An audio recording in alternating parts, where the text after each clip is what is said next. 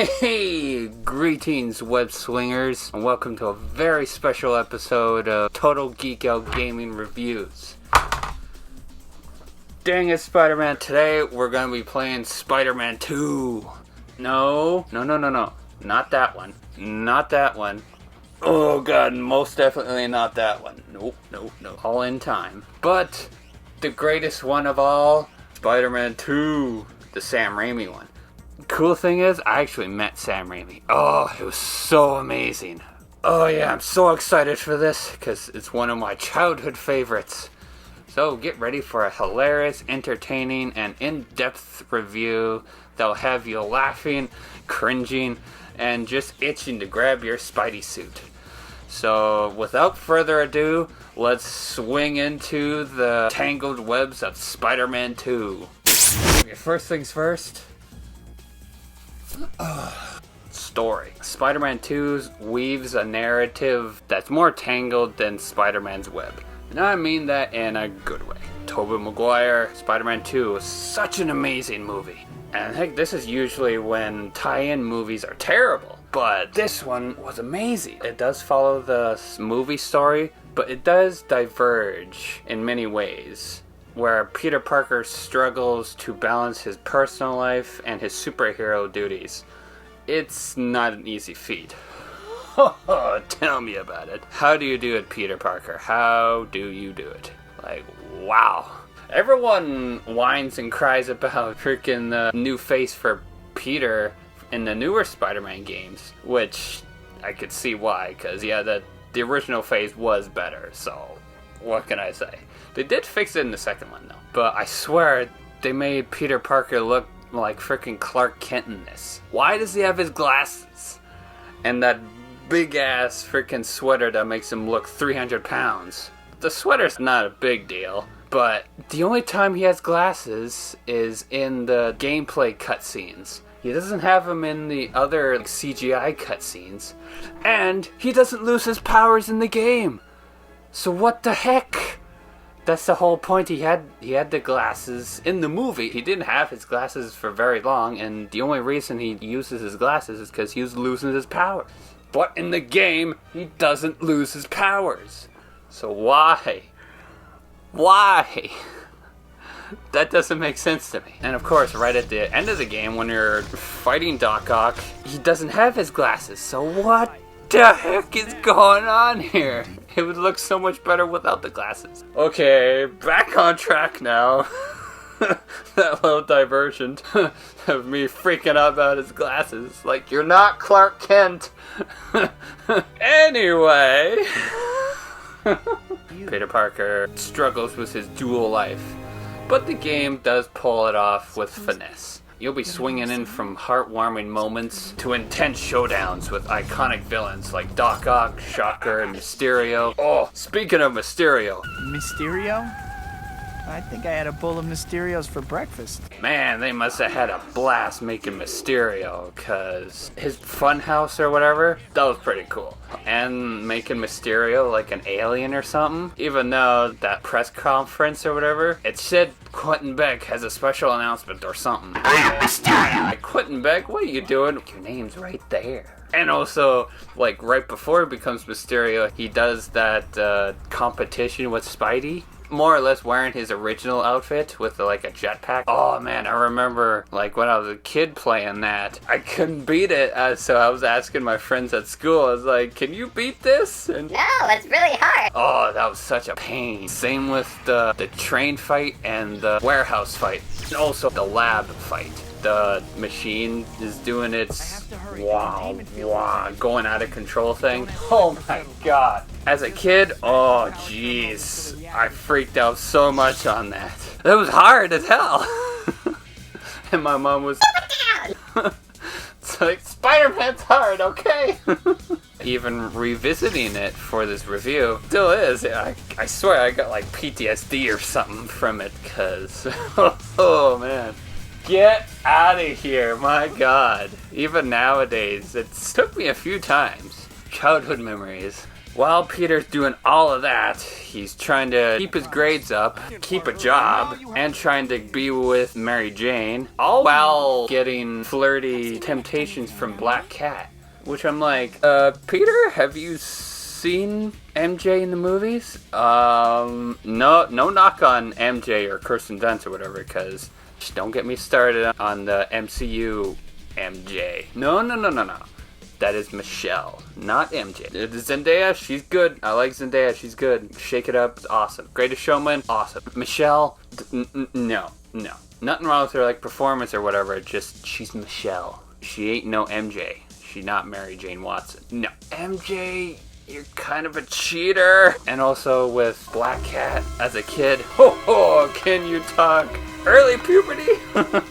Let's just say I became a fan of Miss Hardy here. This and the animated series is what made me become such a Black Cat fan. Felicia Hardy, you're amazing. Black Cat, and then also taking care of Mary Jane. So it's kind of a roller coaster of emotions, folks. Pros, compelling storyline that captures the essence of Spider-Man.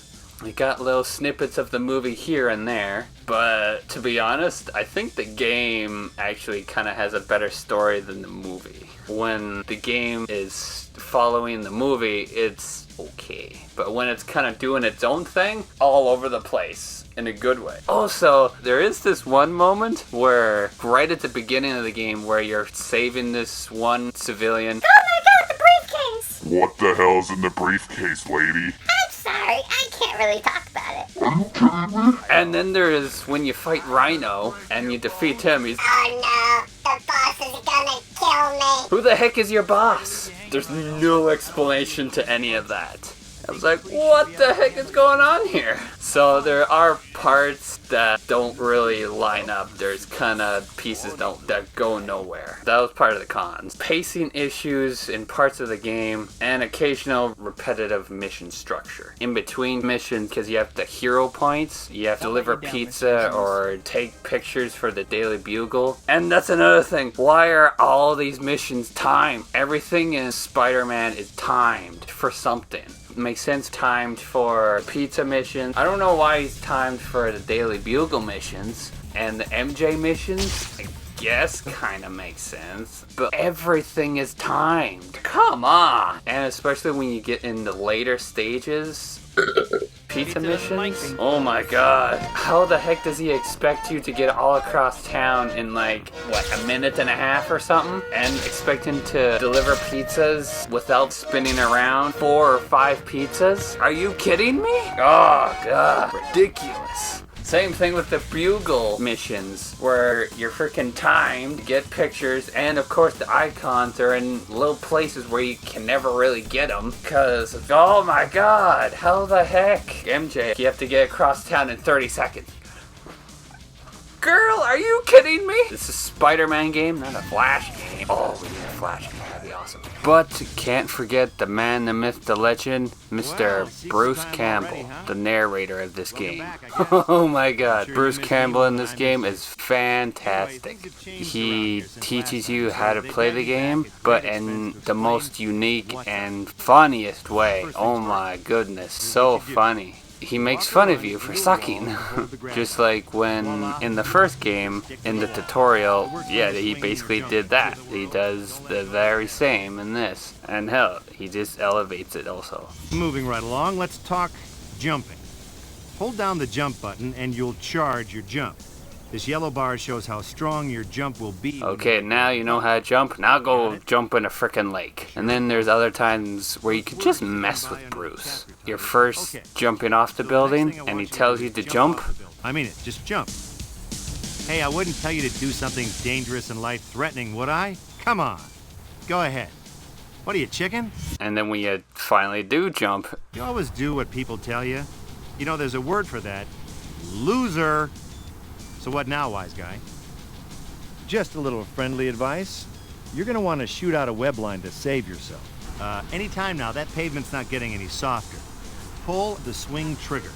Duh. And if you splat on the ground, he makes fun of you for it. What an idiot! I told you to swing, but of course you just splat on the ground. What kind of player are you? What the heck? Then he also voices all the green question marks all over the city. And I'm like, oh my god, this is where Batman got it. Of all the Riddler trophies everywhere. And yeah, there's a crap ton. They're basically freaking worth it, because it's really funny. He gives you the advice, then afterwards he tells like a joke or makes fun of you for something. It's very funny.